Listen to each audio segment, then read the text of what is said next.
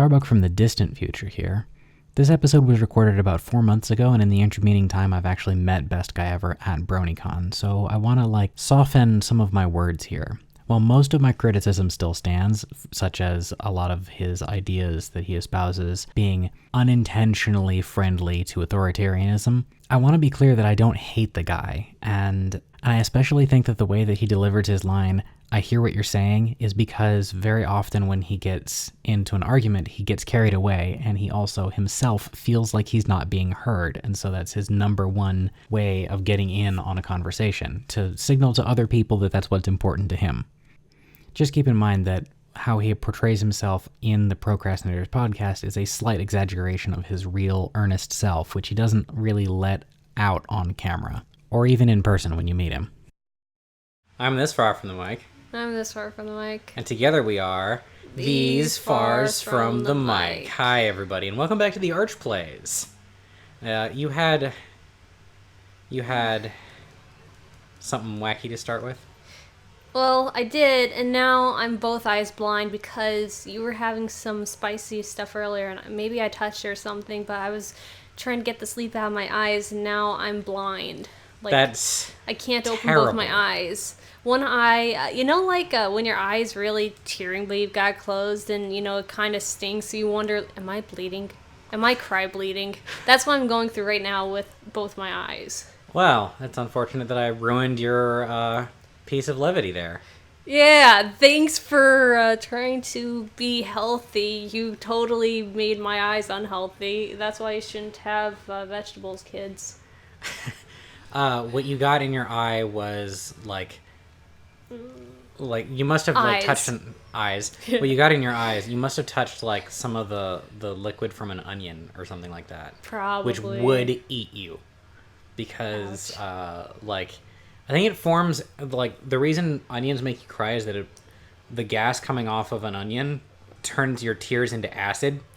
Something like that. Yeah, there's something about when you're cutting an onion.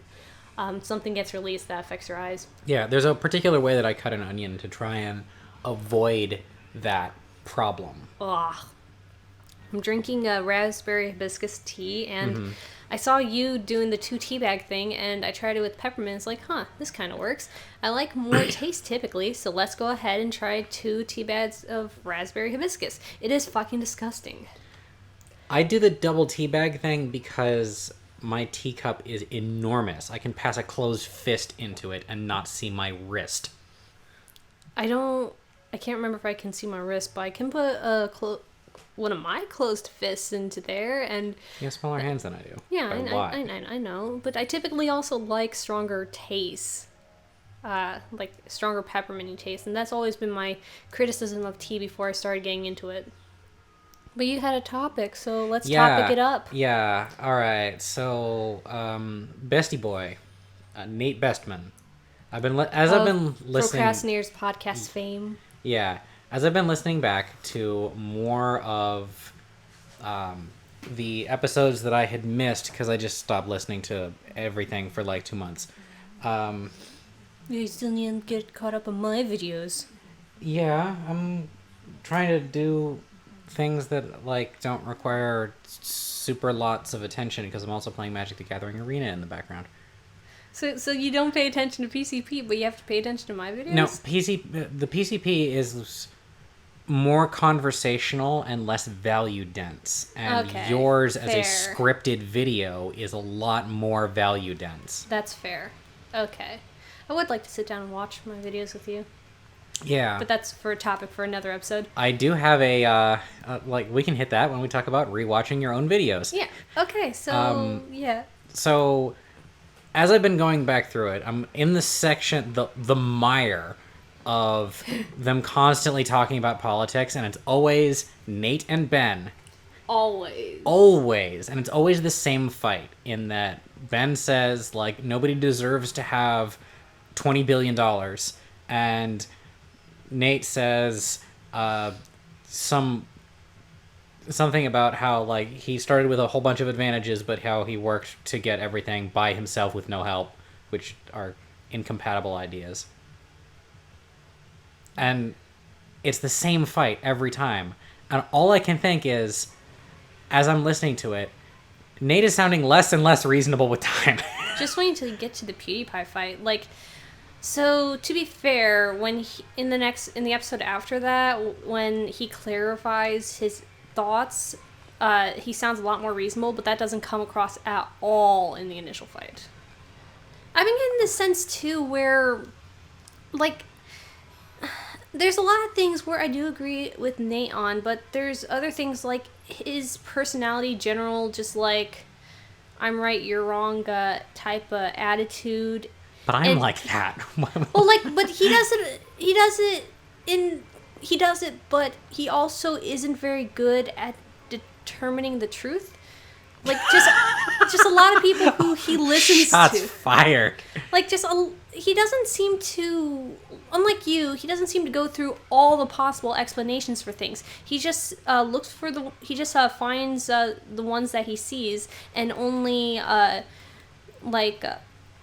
and only argues against those. He doesn't, particularly Goblin Slayer, when he made that video, he argued against some of the more popular points that he saw on 4chan, yeah. But of course, 4chan's gonna have a particular view of it.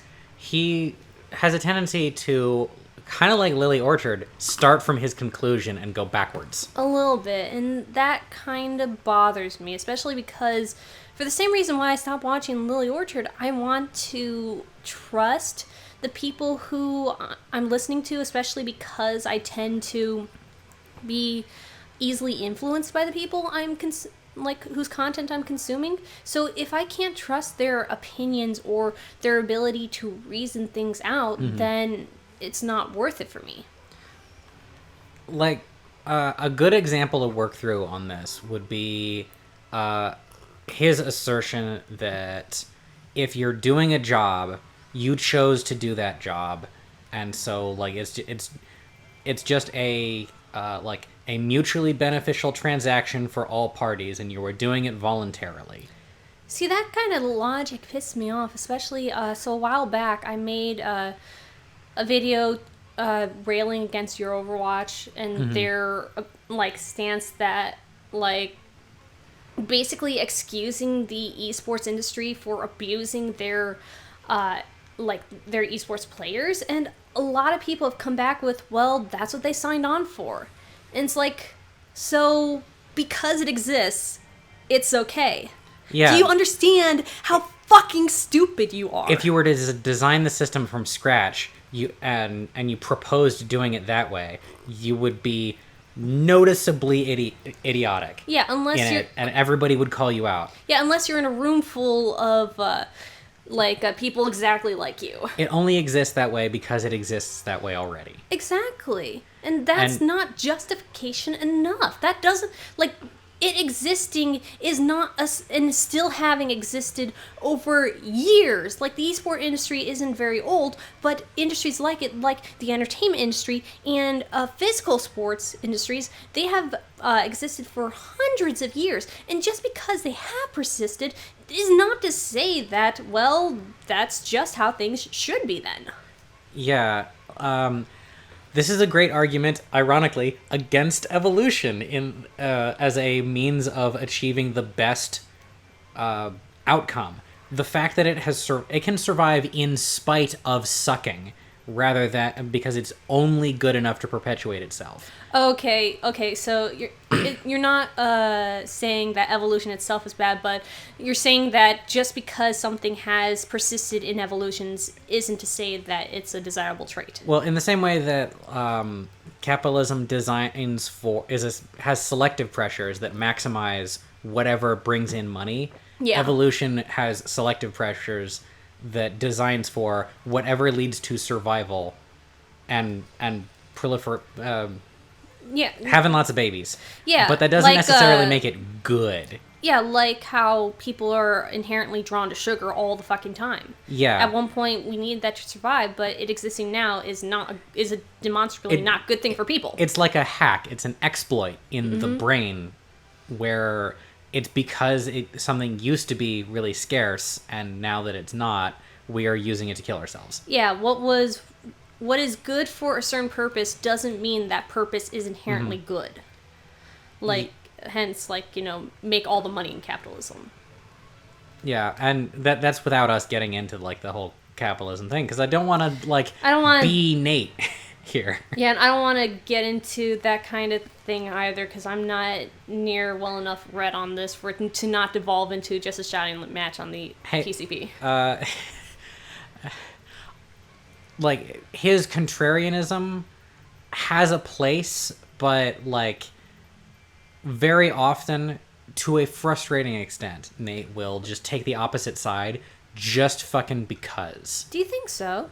Well, he said that himself. He's like, I don't actually believe this. I'm just being contrarian, but fuck you.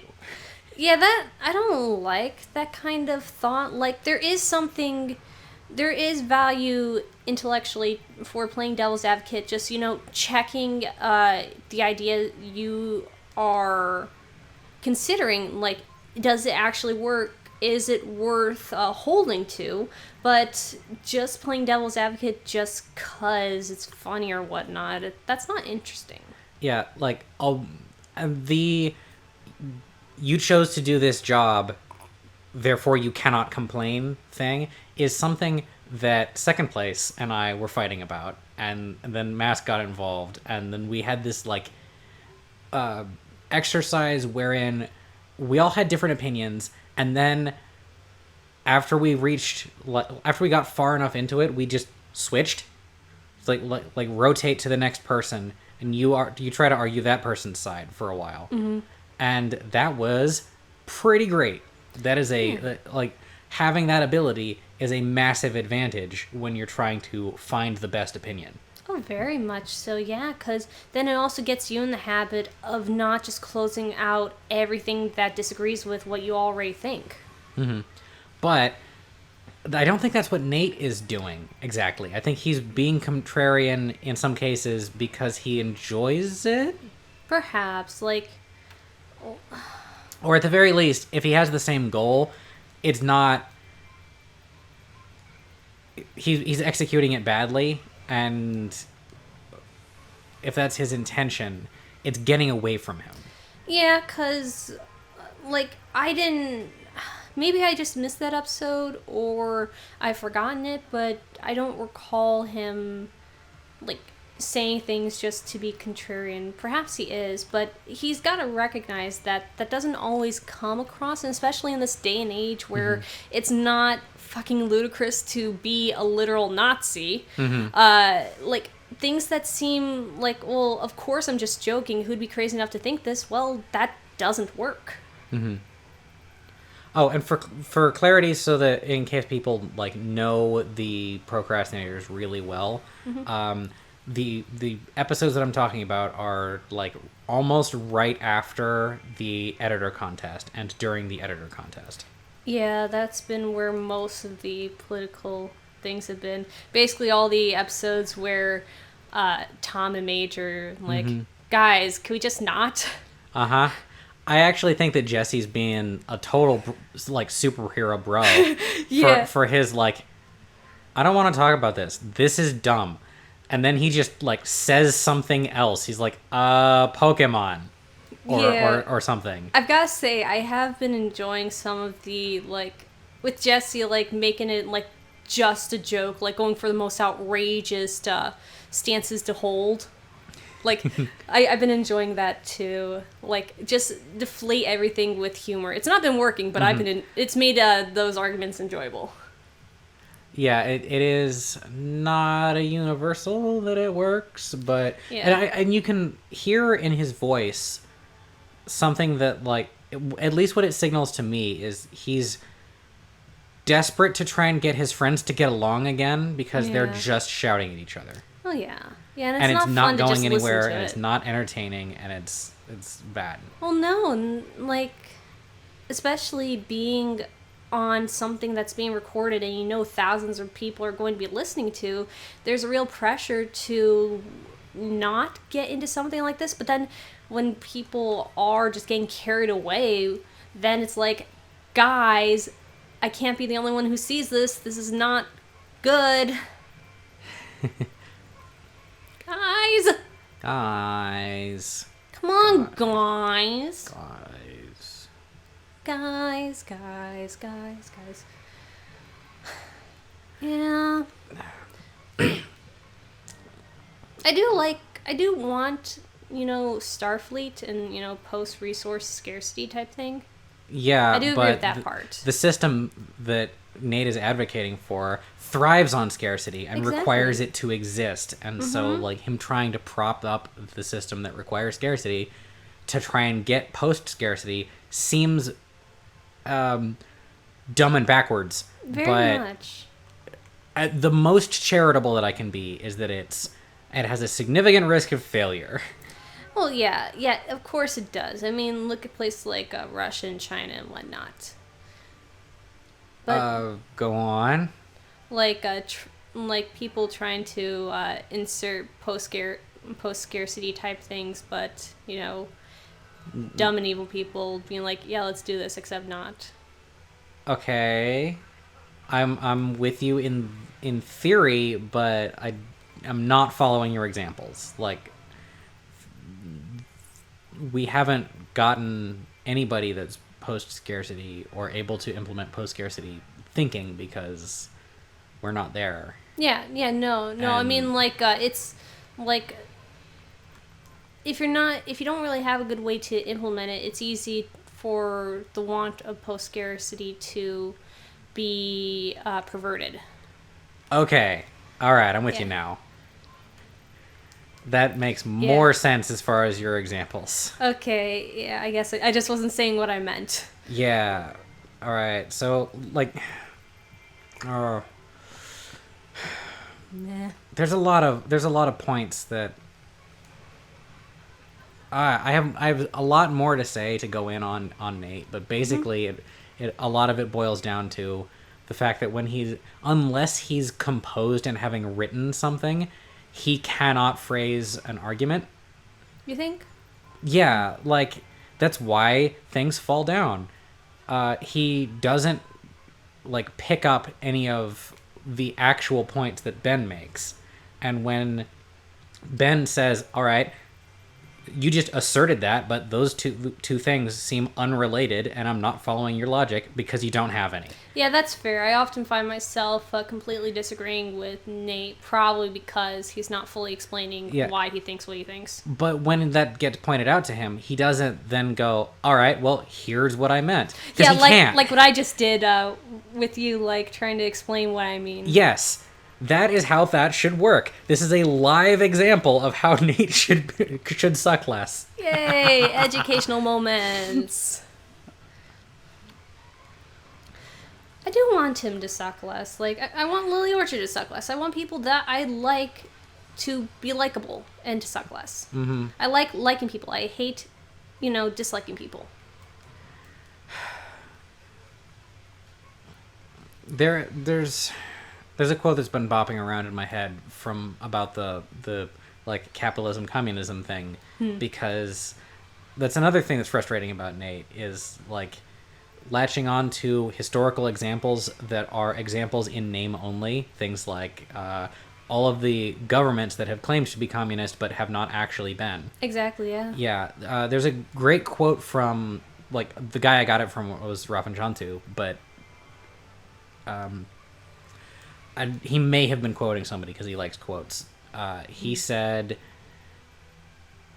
it's not that it has been tried and found lacking. It is that it has been found difficult and therefore not been tried. And he was talking about, like, Christianity, but I think it also applies to communism. Yeah, I think it applies to a lot of things that, seem good and reasonable, but for one reason or another. But are hard. Yeah. Anything that is hard, like, people will always try to find an easy way out for. Mm-hmm. And if they half-ass it, and they will use that as evidence that it does not work. Exactly, like love thy neighbor. Well, most people don't do that. And they can't even do that in name only. Mm-hmm.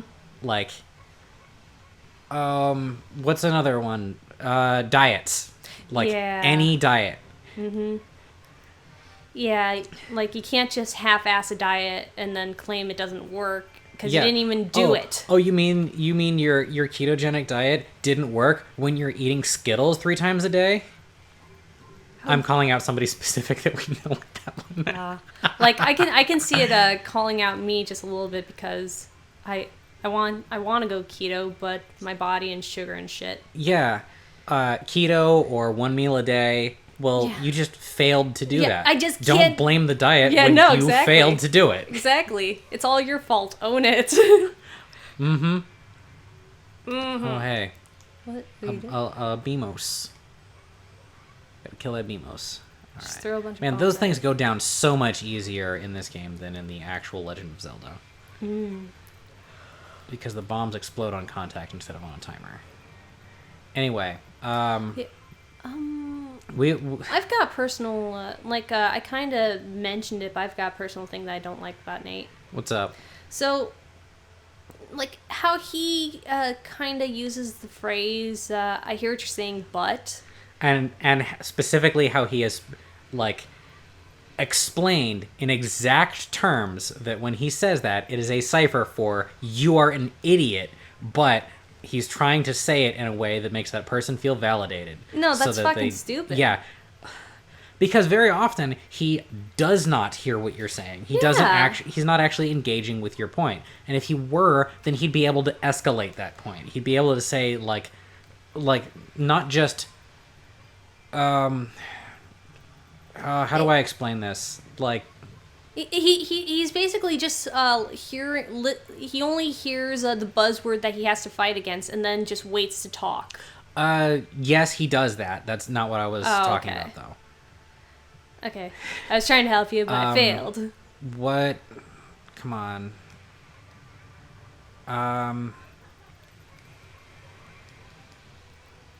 Oh no! Did I lose it just now? Oh no! That would be pretty bad. So I was saying that he I hear what you're saying, but if he did hear what you were saying, then he would be able to make a point on your side to demonstrate that he does before like just fucking off. Yeah. In the active listening thing where you ask a question, sort of rephrasing what the person just said. So you're saying blah blah blah blank. Yes, or he definitely does do the thing where he like tries to rephrase something, but usually when he rephrases something, it's not to show that he understands it, it's to expose a vulnerability in the thing that the other person is saying. But most of the time, he winds up drastically miscasting what the other person is saying. He's very, very vulnerable to strawman arguments. Yeah. Or not vulnerable, but I mean, like he does it a lot. He's given to it. He's given to Yeah. Yeah. I don't like that, and I don't like the whole how he uses I hear what you're saying, but, because that's not like I hear what you're saying, but it, like, in my mind, it's more of a recognition that yes, I understand, I get your point, I understand your argument, but it has not convinced me. And that's a reasonable thing, but the way he's using it, it's completely unreasonable. Yeah, that's not what he's saying when he says it. Yeah. Like, at that point, you might as well just say, no, shut up, I'm right. Mm-hmm. It's just silly which defeats the point of saying that. Mm-hmm. Like, especially if you've, like, listened to the podcast and you know that that's an exact translation of what he means because he's given it and said, this is an exact translation of what I mean. Yeah, and people, like, on the podcast also speak in that way, so it's not like he's necessarily sparing people's feelings. Yeah. Because that's also just kind of the voice of the podcast itself. Mm-hmm. And I guess it's a little different when, like, say Give and Take does it, where I think Gib actually means it. Yeah, I think so too. I don't completely agree on Gib on everything, but he does seem more like, less like, he seems more like he would actually consider what you're saying before deciding if you're wrong or right. I should at some point go back and like binge watch all of Gib's stuff. Not all of his stuff. I'm not gonna watch the Pony Supercuts. I watched those back in the day. Bale Jape's ending. Yeah, I got like, I don't know, 60 pages into it when it was not very old. Well, coming up will be a good point to do it. He's working on the coloring for the final animation for it. I could be wildly off in how many pages existed when I was reading it. Maybe. Like if he finishes Bale Jape and it's like page 80, like no way, because I haven't read it in like a year. Yeah. Was it a year? How about that? Hey, this is Tarbuck from the future. Well, really just later in this same session, which is why that there's footage on screen right now. Anyway, well, I'm remembering that I didn't make a point that I wanted to make in the shitting on Nate Bestman episode. And it's this.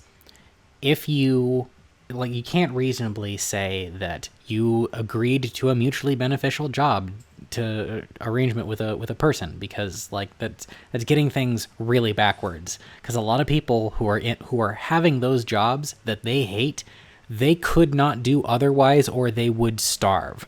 Most people are not like me, where if you have a serious setback, it's okay because you are in a position where you can just take a quality of life hit and you still have a place to live. Most people, their entire livelihood, their housing, everything is a single paycheck away from doom. And so they can't adjust that. That is your employer holding you to a mortal threat. If you do not do the thing that they are taking advantage of you for, you will die. And that is not a fair position to bargain from. You can't say that it's fairly mutually beneficial, that you agreed to it, because you're agreeing under duress. So, something that I see to counter this thinking that I want to ask you about, and what you'd say to it is, well, get a better job, change how you're spending money. Don't go to Starbucks every day, because that's obviously why you're living paycheck to paycheck. Well, a lot of the people are already doing all of those things. If you want to say don't go to Starbucks, sure, there's plenty of people who are going to Starbucks or making other purchases that are dumb, that they should not make because they can't afford it. But there's way more people who are already living as frugally as possible, and they're still falling behind, slowly sliding down a hill to doom. And why do you think that is? Why doesn't just restrict your spending work? Partly because most people can't live the way that I live. I can make $11 last for 2 weeks, and I know that because I recently did it. So do you think it's fair to say that the people saying, well, just spend less money, do you think it's fair to say that they're talking from a position of, I guess, a position of privilege, where they might have gotten help and they've never experienced the I'm living paycheck to paycheck, not because I go to Starbucks every day, but because all the bills I have just are literally too much and I can't just find a better job? I don't want to use the word privilege because it's kind of been tainted by, politics and stuff. Suppose, yeah. Do you think I'd compare it to Gwyneth Paltrow, where she's losing weight is so easy. Anyone can do it. Just have your personal trainer. Stop the sentence right there. Yeah, exactly. Have your $1,000 a day personal trainer do this thing for you. Yeah, or in the same episode with Nate, saying that I did come from a place where I got a lot of help, but I did everything myself. He literally said that 20 minutes apart. He said both of those two things. Yeah. Fuck you. Ugh. Okay. And there's also the factor that you might want to say that you could go get a better job, but you can only get the better job that is available. You can you don't just have, there's not just better jobs out there. The thing that you want to do probably doesn't exist. Just like Digi trying to find a place to live. The thing that you it's not reasonable to assume that the thing that is your needs exists somewhere. Exactly. Most people have to make dramatic compromises in order to survive on stuff like that. Yeah, and I'm kind of going through that right now. I wanted to get out of hoteling, and I thought, well, being front desk at a hotel, and I have done reception work, I could just, jump into another receptionist type job, but no one's bitten, and so now I'm I'm in a point where I just need to make money, and I can't be driving an hour one way just to get to work, so I guess I'm gonna stick to a hotel. It is exactly like saying to Americans, just get better internet. The better internet you want doesn't exist. Yeah. It's not, it is nowhere. I would if I could. Like, the people who are working at Walmart would work somewhere else if they had the opportunity to. But that's the choices that are available to them. For in the same way that, you can only buy products that get sold. If you want a product that does not get sold, you're fucked. Yeah, either you somehow get the materials and learn how to make it, or you just maybe you can modify what already exists, but then you're still working from someone else's baseline. Yeah, you can only have the jobs that that business owners allow you to have. Yeah, or if we want to bring it towards the capitalist mindset, you only have the jobs that business owners think are needed in order to make money. Mm-hmm. And there's not necessarily a realistic goal behind it. Like, the priorities of the job might be stupid and ineffective, and when it fails, you will take the blame for it, despite the fact that it was their idea to have your job function that way in the first place. Right. Yeah, exactly. Can you tell that I'm really bitter? Yeah, I'm just here all soft-spoken, you're just Rawr. Yeah, there's a reason that that I'm willing to live the Ben Saint lifestyle of $12 for 2 weeks. See, I wish I was more capable of doing that, but having grown up on that, I want a little more financial, not just security, but a little more wiggle room to enjoy some of the luxuries I didn't get to enjoy previously. That is a good subject for a future episode. I'll probably call it something like the Ben Saint lifestyle, or I don't know. I was trying to think of something blank, the Ben Saint way. Well, it's a fork from a conversation that I had with a bunch of other people at a pony convention. But I will tell that story in that episode, which we are not recording now because I want to end on something light before we break. Okay. All right, this has been our insert. Resume the hating on Nate episode. Bye. Bye. Okay, gotta go crush a plant. I think I'm satisfied with the. Hold on. I don't want to just shit on Bestie Boy, because there are good things that he does and says. Like, I very much appreciate that he has a vision for the future and tries to. Yeah, you mentioned that. Yeah, I did a whole episode on it, I think. Well, you just said it at the top of this episode too. Yeah, he does other good stuff somewhere. I like his message of self-improvement, and I don't agree with all of his implementation of it, but I do, in general, appreciate the idea of personal responsibility. Yeah, I was just about to say, you agree with his message of self-improvement. Well, you can say the same thing about Jordan Peterson. I know yeah, terrible example. Yeah, it is, but I just saw it in my head and I couldn't help it.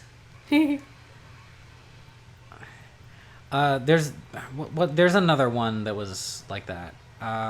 He, on the most recent episode that I listened to, he recommended, I could send you a video by this guy who's the most dyed-in-the-wool objectivist that I know. And, like, I just have to think back on when you were at work and me and Mask were hanging out, and Bestie Boy released, like, a 1-hour interview podcast with that guy. And we put it on and just heckled it mercilessly. Like, breaking down the arguments that were being made, just as a form of entertainment, just showing how each of his ideas that his guest had didn't work in one way or another. It would have been a little more effective if, like, we had, like, turned that into a video or something, but, like, it was a fun time. I like doing stuff like that. Fun times shooting on people. When we listen to people that I disagree with. Yeah, a little bit. Fun time shitting on people, kind of. I get that sometimes, but then most of the time it's more like, I can't believe you literally think this. I am so fucking mad that someone actually thinks this. I'm gonna go cry. Just because I want the world to be good. Yeah. Is there anything else good that we have to say about Bestie Boy? He is entertaining, and his editing style, while it's not quite like my own, I do think he puts a lot of really, not just effort into his editing, but good effort. That makes it pretty fun and entertaining to watch. All right, so he has produced some amazingly edited work. The Gurren Lagann videos, Lucifer and the Biscuit Hammer. His Smash videos are great. His Smash videos are okay. Really? They are an adequate example of a dude having fun. I don't like them. All right. I liked them. It's not that I don't like them. It's like, that's not what I subscribe to the guy for. I subscribe to the guy for analysis. Fair. I mean, yeah, that's a fair thing, yeah. His videos were slightly fancier versions of the same effect that you get from, like, looking at GIFs on Reddit. I'm not sure if I'd say that, but I can understand.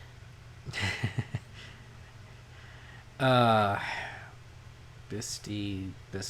Oh, yeah. So I also wouldn't call him a good editor. Really? For a very simple reason. I would say that he has a really good vision that he is able to execute on, but him executing on that is at the, like, if he were a good editor, he'd be able to do it in less than 2 years. Like, yeah, I can see that. Like his final product is cool and all. I guess what I'm saying more is not that he's a good editor, but more I appreciate his editing style, and I would like to even consider doing that kind of thing for my videos, because I think it's way more fun than what I do. When you were asking about editing and stuff, that's why he was the guy that I recommended you watch. Like, if you want to see the upper limits of what editing is capable of, some of his videos, like Gurren Lagann or others that I definitely remember the titles of while I'm playing this game. Shut up. Shut up. Yeah. All right. I think we're good on this topic. I think so. Okay, next time in the Arts Place. Wrap it up.